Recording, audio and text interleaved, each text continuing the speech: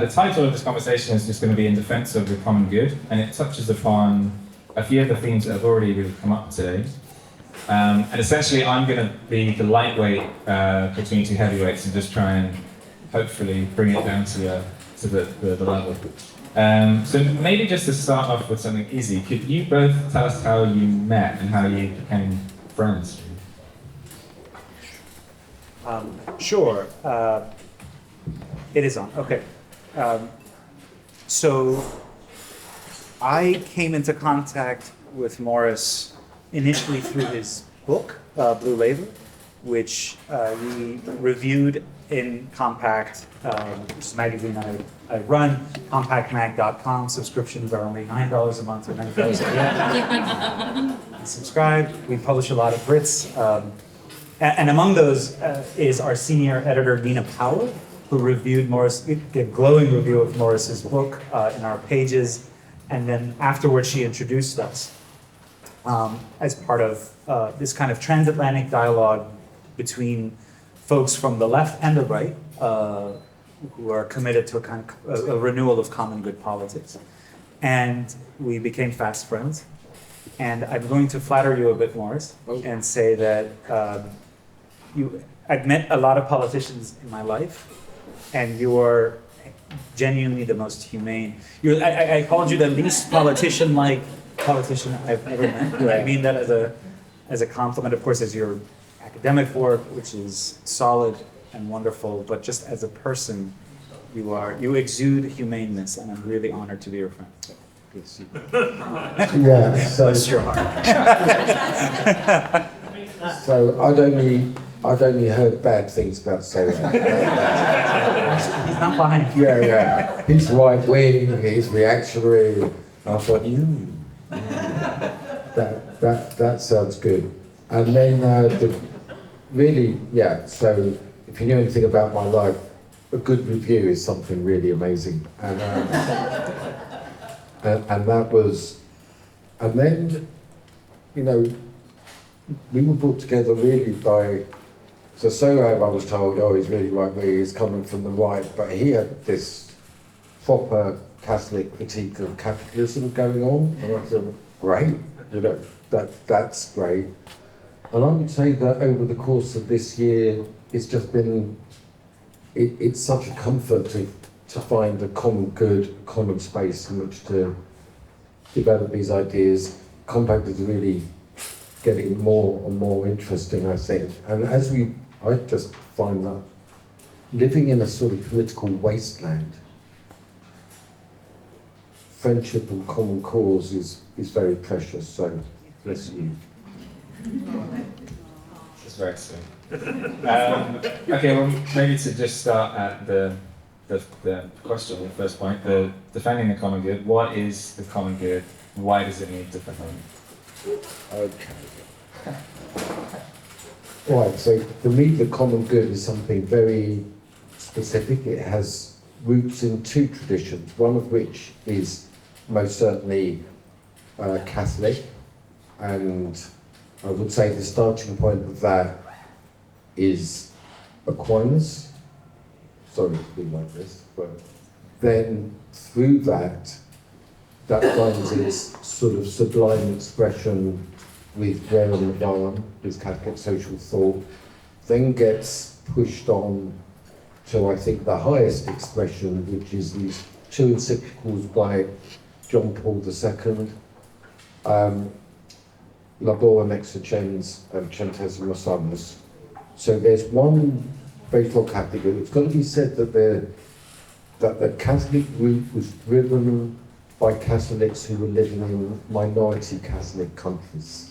So England and Germany were the two, where the idea of maintaining state power was, let's just say, extremely remote. So then they had to think about how to live this life. So really important there. But there is another secular route, which also begins with Aristotle, but goes through sort of Machiavelli and city-states. And the idea with the common good is, how do you negotiate a common life with estranged interests, with people So there's a very strong element of class that's very prevalent in the Catholic and the secular thought. How do rich and poor live together under conditions of justice? So the idea of the common good is negotiated, it's political. So this is the frustrating thing for people. You don't know what it is until you do it. And it will take different forms and different places. But deep down, in the heart of it, in common good teaching, the first is, and this is why I mentioned the minority status, the first is religious liberty. That the church must be allowed to organise itself in its own way and pursue the good, and then the recognition that that has to be granted to other faiths too. So that's a really important component of the common good. The second is that the class antagonism does not mean class war, but there's ways of doing this that can reconcile those interests. And the third is that the stuff gets sorted out in place. It's not an abstract thing. It's something that goes on between neighbours and colleagues in a specific place. So it's a very, very rich tradition, and the reason I'm so stubborn in my adherence to it is that we are living in an extremely polarised world. One of two things has happened. Either someone's just realised that West Ham won a cup. You know, don't get too excited. Yeah, and the other one is a wedding. The noises tell me two different things. I can't quite read it. So anyway, that's the beginning of the convo. So, nothing to disagree there, other than I will offer the doctrinaire answer. The definition of the common good. Those are goods that only the communities can secure. Yep. And they're not diminished by being shared. So peace is a common good. It's not like if you divide peace between people, there'll be less peace. Good order, economic prosperity, rightly understood, shared prosperity. So having said that, this was a very abstract definition. For me, today, the common good is chiefly defined by its absence. That is, I live in the United States, where the idea that politics is merely about maximizing individual autonomy is taken to its kind of most extreme. And so, we have a society in which tens of thousands of people die from opioids every year. It's a profound spiritual and psychological anguish that is behind that, but as it happens, as not every cultural or social problem has economic roots, but this one does. Places where the opioid epidemic is most acute are also places, typically, you can have a kind of overlapping map, are also places where deindustrialization has happened. That is, over the past 2 generations, that, whatever you want to call it, in Europe it's often called the social/Christian democratic compact. In the United States, it was called the New Deal Order, has been set aside in favor of this idea of abstract economic freedom. And in fact, it's quite coercive. That is, by getting rid of restrictions on large enterprises, you haven't actually made people more free. It's just that the coercion is more diffuse. It happens in the private economy. And in fact, Compliance. and precisely because it happens in the private economy, ordinary people have fewer means of negotiating it, fewer means of contesting it democratically back and forth. So you have the opioid addiction, you have a society of eye-watering inequality, material inequalities, where over the past generation or so, let's say since 1981, American productivity has risen by 60%. But wages have crawled up 17%. Compensation, I should say, wages and benefits. And if you account for inflation, there's been no wage growth at all. So people are working more and more, and they're not being able to make ends meet. About a quarter of American workers have to rely on benefits to make ends meet. Half of all fast food workers have to rely on public benefits. What that means is not that, oh great, people are earning low wages, but the market is creating jobs for them. The market is only able to sustain those jobs at those wages because the public subsidizes those jobs, right? Some of these patterns will be familiar in a British context, but again, not nearly as extreme. And then there's the kind of cultural phenomena that go along with that, because everyone is afraid of falling into that category of ultra precarious workers, which is what the job market now offers. Everyone is desperate to make it into the professional class, and it's created what our friend Michael Lynn calls the kind of hellish credentials war. Right? The only types of jobs that can get you out of that are ones that require a college degree and are managerial jobs. There aren't enough of them.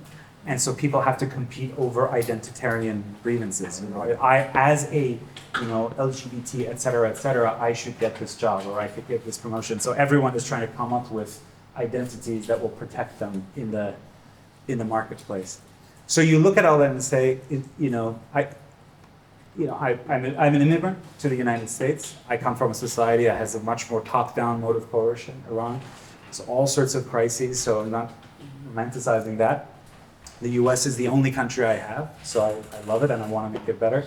But there are some things that are deeply wrong, and you feel the absence of the common good palpably, and you begin to imagine what a common good politics could look like. And just to finish the point, it's, for me, we talk about the common good as Catholics in the United States, and often people say, it means the Inquisition, it means theocracy, et cetera, et cetera.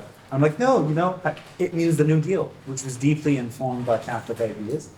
It was the last time that Catholics voted, unanimously as a bloc. America was the New Deal order, which gave us, a federal minimum wage. It finally made unions definitively legal, et cetera, et cetera. So we're not imagining some misty past where princes of the church, rule the earth. Just talking about just a little bit of a deeper class compromise and this idea that class antagonism is real, but it can be resolved or it can be diminished or ameliorated. Yeah.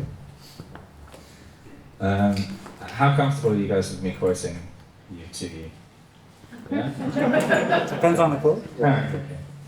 I want to just bring in a kind of a spiritual dimension to this, and you touched on this in your session, but otherwise, when I'm reading your work, there's a lot of use of the word sacred.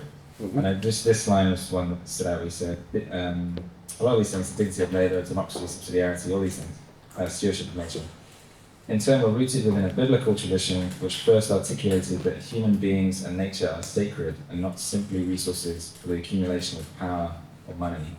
And when I read that, I kind of reread it for the part that said that the biblical tradition was the first to say that nature and the person were sacred.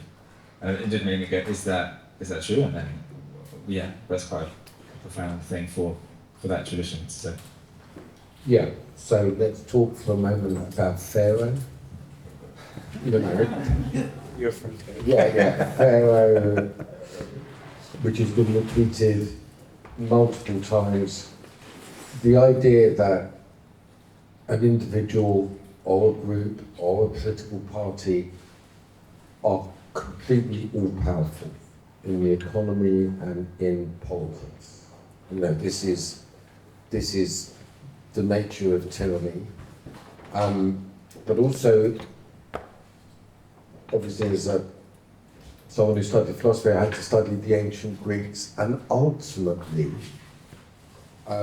they viewed political power as ultimate. The city, Rome continued with that. And sometimes we've got to remind ourselves how startling it was to have a view of the world that didn't give ultimate power to human agency. That there was, that God created the world, human beings and nature, and viewed that as a sacred inheritance. Now, I see that, obviously I'm Jewish, so I see that as ultimately being formed with the Exodus from Egypt. That was a people who didn't worship themselves, but worshipped God and gave thanks to God. Long story, but we blew it. And then you came along, and then you blew it. So you know, it's 1-1 right now. Time to build a common good. But you can see the resurgence of this time and again. I spoke earlier today about the idolatry of the Soviet Union, the worship of the party, but also you see it with corporations and capitalism. They really believe that they created all the wealth. I mean, and then this is true of classical philosophy and as well as pre-classical views, as well as secularist and materialist views. They all share this contempt for workers. You know, this idea. You know, when I hear the knowledge economy, I hear people sitting behind computers writing emails thinking that they're creating wealth. It's really extreme. It's a very extreme form. So, yeah, I'm willing, Isaac, to completely defend the idea that what is transformative about the Bible is that it's the first expression of something that defies the ultimate power of tyrants of whatever form. So that I completely see the Soviet Union and Pharaoh as synonymous, but I don't view modern management as very far away from that. And the desecration of the dignity of the person, of the worker, of the sacred status of nature. I mean, and you see it with intellectual copyright that they're trying to privatize knowledge, or knowledge and the inheritance. No sooner you'll have to pay to read the Bible online. You know, it will be all subject to intellectual property. So yeah, I'm stubborn. I'm willing to defend that, and that's the sacred inheritance that we need to take. That's the common good part. I mean, and just to add to what you said about the common good, because it came into my head as you were speaking, how about common good between people who went to university and didn't go to university? How about the people who didn't go to university have some kind of say in, you know, horror, absolute, you know, so the common good is a very exacting term in which everybody who participates has equal status and dignity. So it's not because I'm wincing about the possibility of what quote you have lined up, but I just want to add a little bit to that. Yeah, we haven't got your yeah, exactly. I'm trying to sort of stave it off. No, but just to add to the point that Maurice just made, if you ask the ordinary person on the street, you know, what did Moses do with respect to Pharaoh? So, well, he asked Pharaoh to let my people go. And why did he ask Pharaoh to let his people go? I think most people would say so they can have their own country. That's not, no. as Pope Benedict points out in one of his Jesus of Nazareth books, I think, it's not what he asks Pharaoh. He says, let my people go so we can worship God. And have 3 days off. That's right. We want 3 days off. But and they said no straw to the bricks. You know, it was really Amazon management. I feel like Bezos would put Pharaoh to shame with his rocket and so forth. But no, the interesting thing there, Pope Benedict says, is that therefore Israel's right to worship the sacred prefigures Israel's political freedom. First comes, let my people go so they can worship, and then they'll get, the land. Yeah. So there's some connection between, worship and emancipation. Orthodox interpretation. It's good.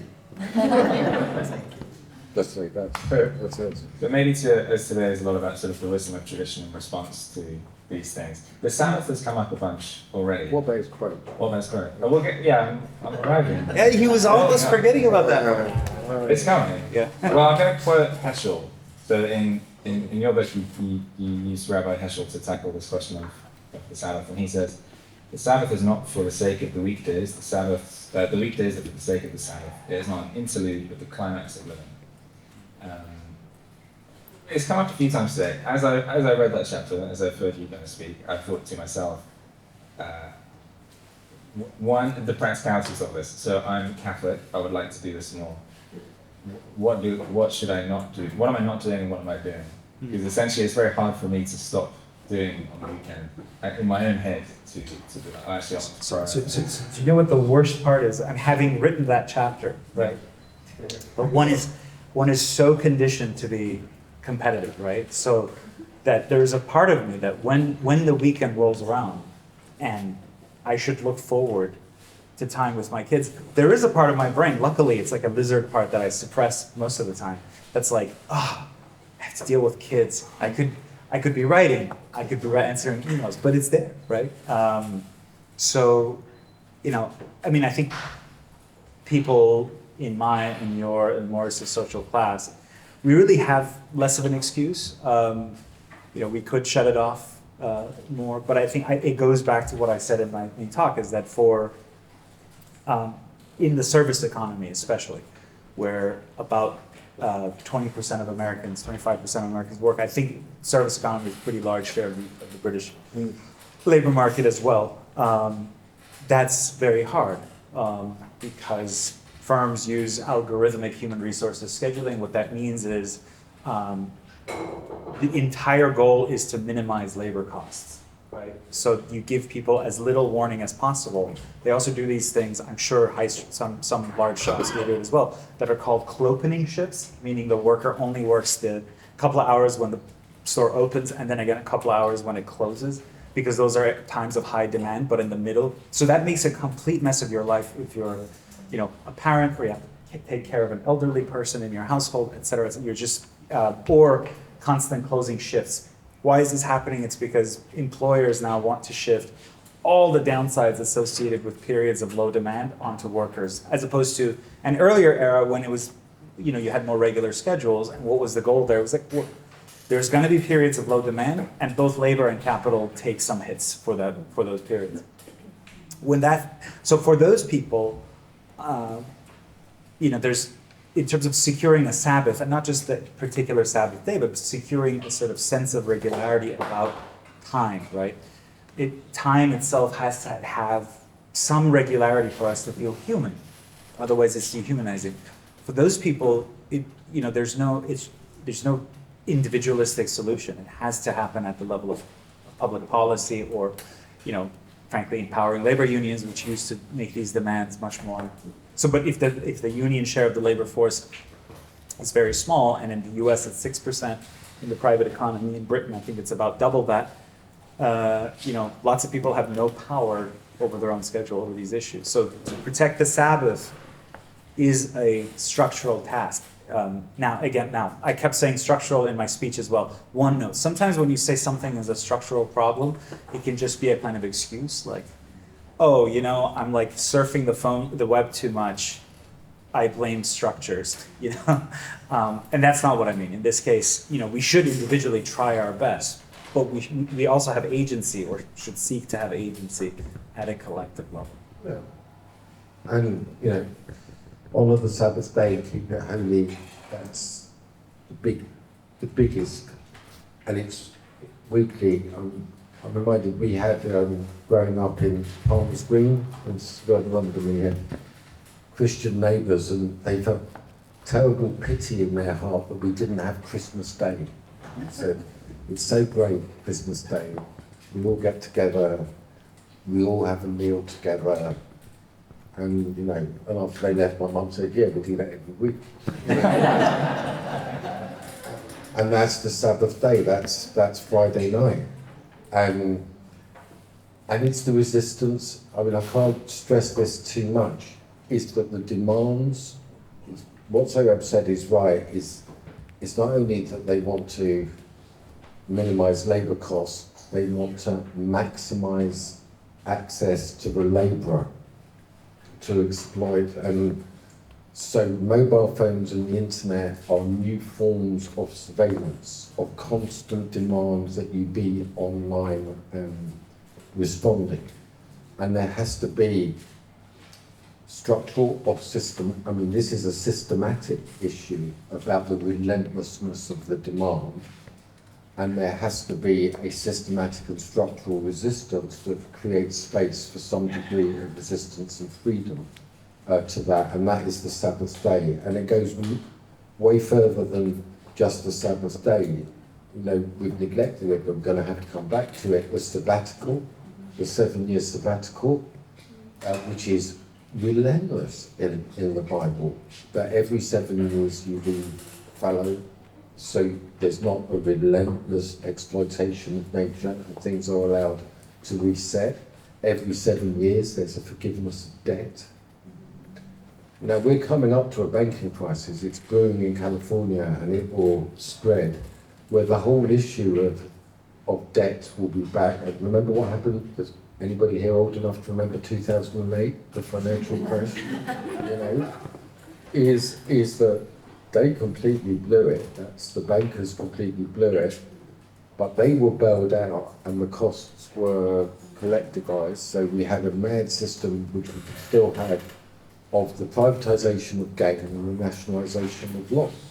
You know, and what I'm saying is that the Sabbath is the best way that we have of resisting this, and debt relief is going to have to become part of this. That's part of the redemption that comes from the observance of Sabbath. So once again, you're making me very stubborn, but I can't stress the extent. I mean, today is my Sabbath day, so technically speaking, I am violating sacred law by even being here. But I think it's a sacred commitment to do this kind of work. And once again, I want to thank you for the 2-hour lunch and a 1-hour tea, because it enabled me to fully participate in the spirit of the Sabbath. And this is spoken. That's all you did it. Yeah. Well, thank you. That's the common good. 2-hour lunch and 1 hour. We're getting there. But just on this, because for in a room full of Catholics, our experience of the Sabbath is very different. And so I'm just wondering, for us, it's a lot easier for us to kind of just go to church and then answer emails and write stuff and do whatever we want to do. So just for yourself, in terms of living it in a Okay. what you don't do and what that's kind of revealed to yourself. Okay, so for us, every Sabbath comes the kingdom. Every Sabbath is real. So you light the candles on Friday night an hour before dusk, and then it's no telly, no internet. You can't create. You don't work. It's completely non-working. You say that's the night that we had the bread and the wine. I'm not saying we manipulate the stuff. I'm just saying that that's that moment with the bread representing the manna in the wilderness. But this is, and then it's the nightmare that Sohrab actually articulated quite well. You're forced to spend time with your family. It was kind of shocking. I didn't deal with, hour after hour.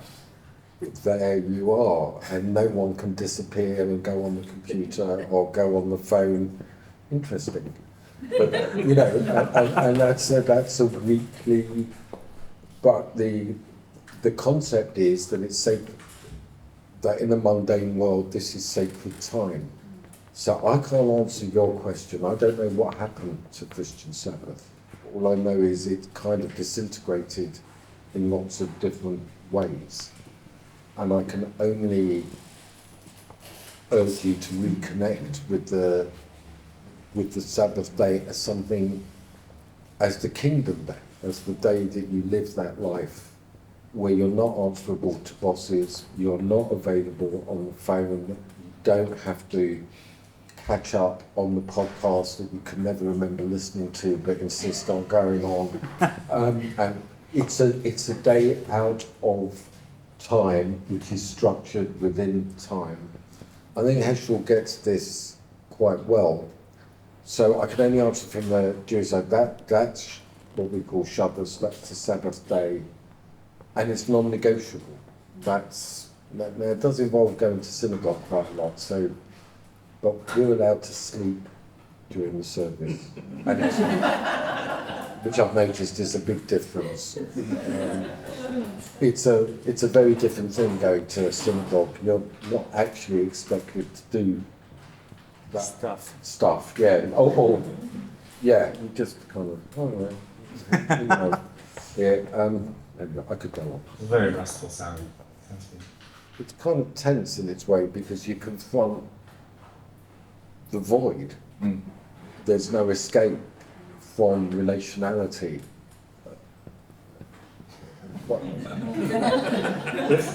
This wasn't one of my questions, but because we touched on worship there, kind of sacred time, and involving for us, church, and all these things, the mass, and like to go to again kind of traditions and wisdom. Sohrab, you've touched on ritual a lot in your work, and kind of what religious ritual does for people and how we, like the loss of that in society as well, the effects that has. Is that fair enough? Yeah. So in the book, which I think there's like a few copies still lying around, I hope you'll consider buying them. I write about a British couple named Victor and Edith Turner, who were the great anthropologists of religion in the 20th century, really sort of definitive. And they were, structural anthropologists associated with Manchester, Marxist, totally secular, but they're dispatched to then northern Rhodesia to spend time with the Ndembu people, and sort of an African tribal people. And they sort of begin to look at their rituals, and we start to ask, why is it that in the modern West, various important life events just happen imperceptibly, right? So you're a teenager, and then you sort of become an adult, and it doesn't really mean anything. There's nothing to mark that. Whereas the Ndembu had these elaborate rituals, or for their chieftainship transitions, right? There was a new chief installed, or to cure various ailments, and they noticed, in observing these rituals, that despite sort of at the time the attitude was quite supercilious and treating these people as these African rituals as just sort of meaningless mumbo jumbo, they noticed that there's a logic to them. And that logic is just this tendency that each ritual separates the ritual subject, and whether that's a woman who's suffering from infertility, or whether it's the person who's been selected to become chieftain, or what have you, and that person becomes sort of liminal. He or she leaves ordinary structures and hierarchies and becomes indeterminate in various ways. So for the ritual for infertility, the woman and her husband leave the normal community and leave their formal hierarchical roles as husband and wife. They become more like newborns. They dress like newborns, and they go through the sort of symbolic womb and then into a grave and then back out again. Or in the chieftainship ritual, the chief is actually the person who's supposed to become the chief is insulted by all the community members. He's sort of supposed to take this ritual humiliation before he can become the chief.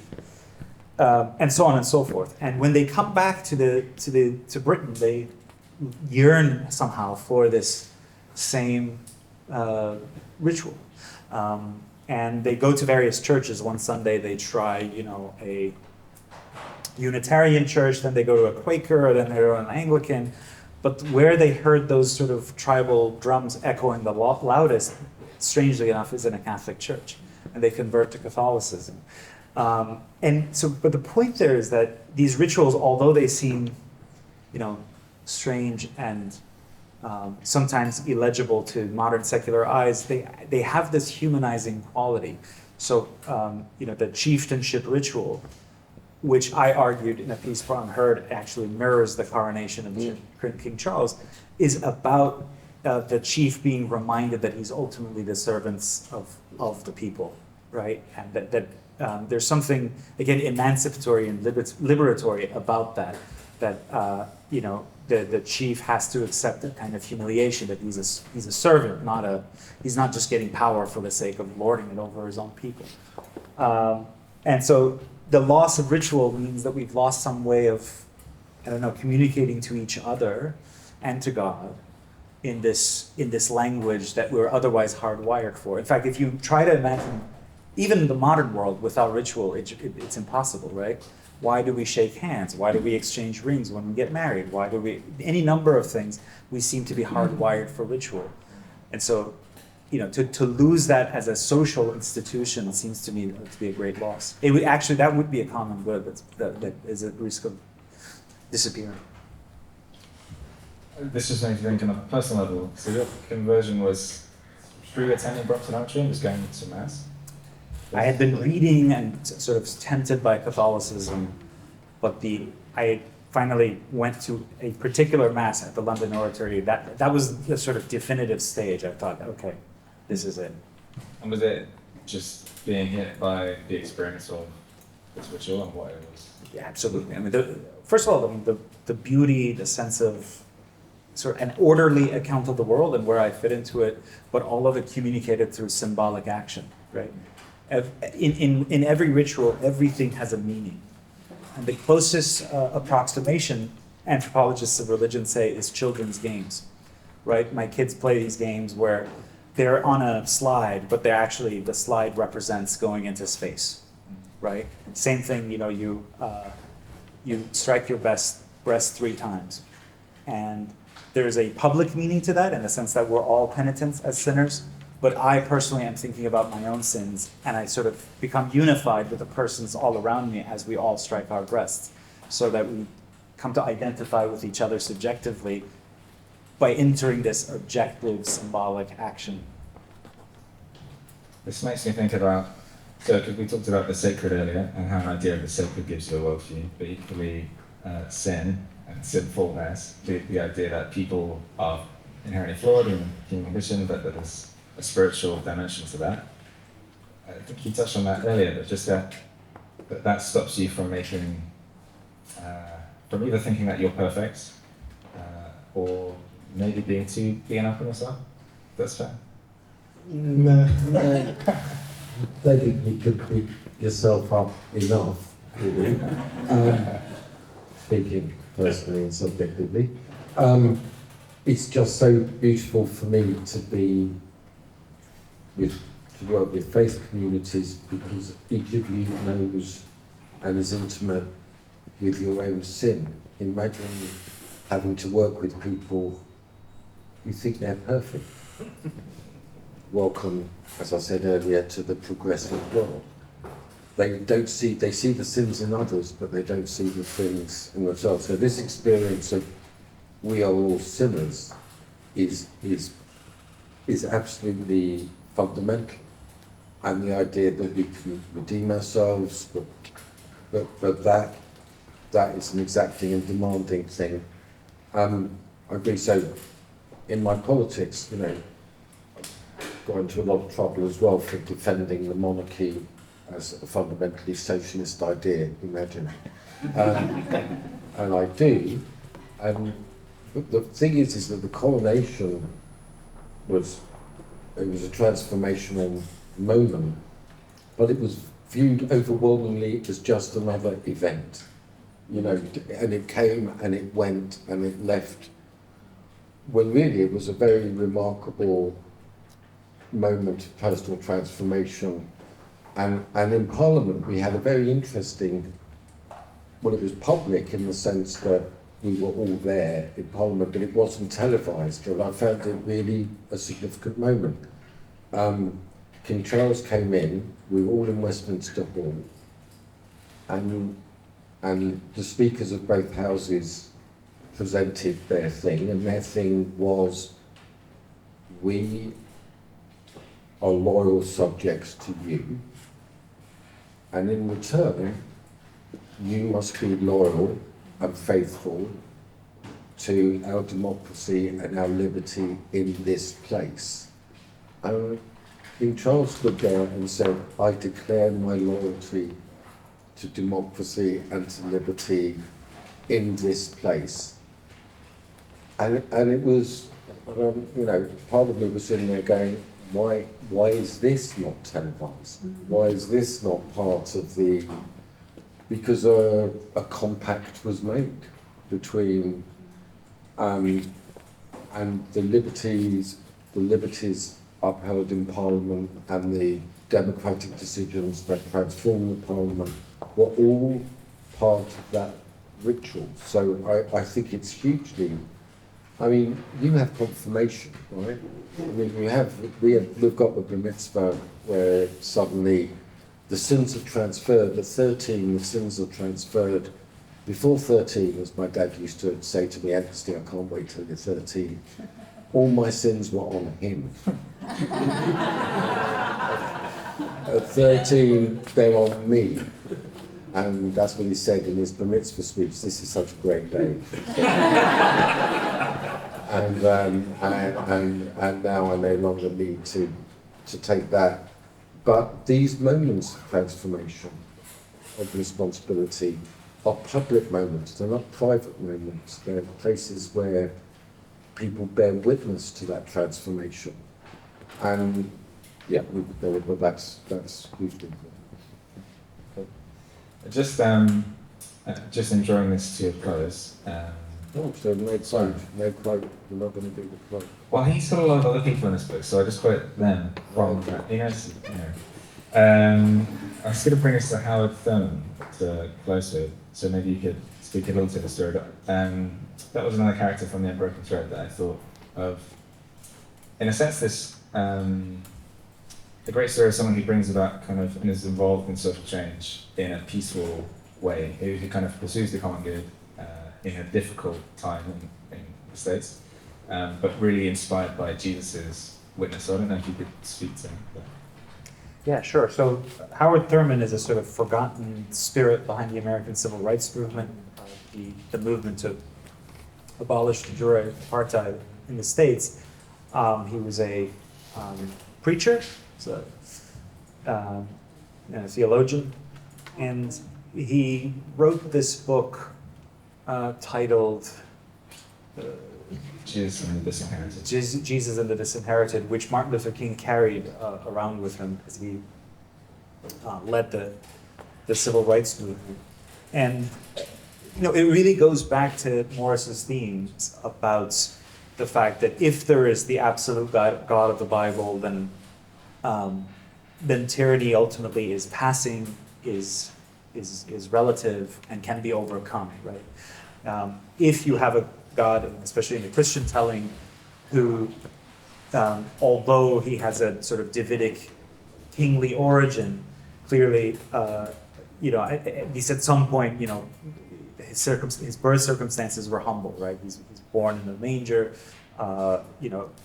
Mary brings the 2 doves for the sacrifice of his birth rather than more generous sacrificial offerings. The 2 doves is the sort of substitute for those who are of less means, fewer means, and so he draws in this American context of systematic racism, of Jim Crow. He draws on the sort of poverty and he obviously ultimately the humiliation and crucifixion of God Himself, to tell African Americans that you can overcome, you will overcome, because there is this absolute God Himself who identifies with you. In fact, He identifies with you to such a degree that He became one of you and shares your wounds. And so this book was enormously influential on Dr. King. Was sort of forgotten, unfortunately, for a while, but there has been a rediscovery of Howard Thurman, and it's a beautiful little book. And it echoes completely Morris's themes that the sacred is a defense against tyranny. I think maybe just because of the heat, we might Yeah. Remarkable it before we all burn out. I don't think I can even dry clean Yes. this shirt anymore. It's going to be great on film. You've got to give Sohrab credit. This is, as a sign of respect, he's still got his tie on. Still got his This is amazing. We're the other end of the wedding. Yeah. But yeah, so I think we'll wrap up there before we all melt. But a huge thanks to both of you for coming and being with us and for your continued conversation and work on these things and writing them.